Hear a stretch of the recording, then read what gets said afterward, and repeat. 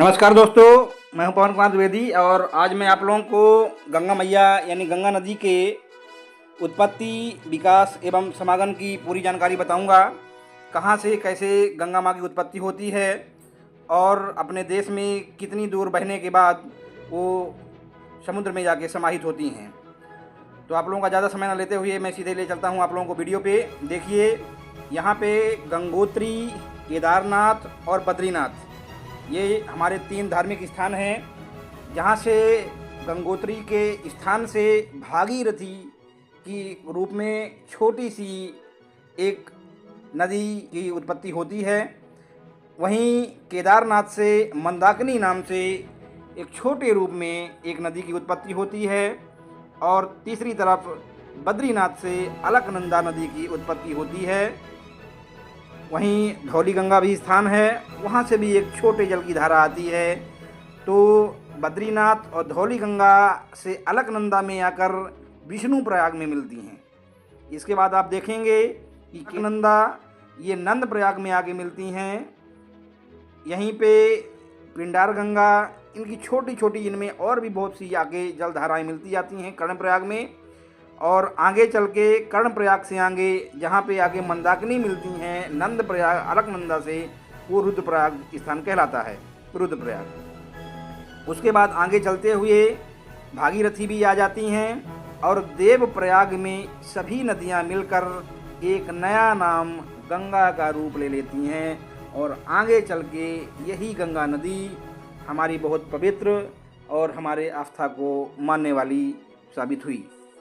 फिर आप देखते हैं कि गंगा नदी आगे चल के ऋषिकेश, हरिद्वार, बिजनौर, नरौरा, फर्रुखाबाद, कन्नौज, कानपुर और फतेहपुर होते हुए प्रयागराज आती हैं, प्रयागराज संगम।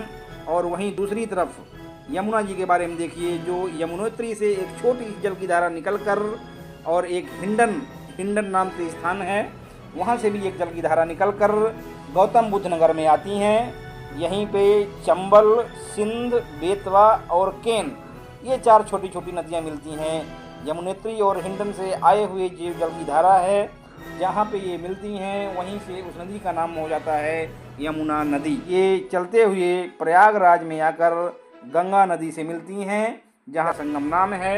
वहीं पे सरस्वती जी भी उनकी उत्पत्ति होती है कहते हैं, और उनका समागम भी वहीं हो जाता है। तो वहाँ पे गंगा, यमुना, सरस्वती तीनों मिलती हैं।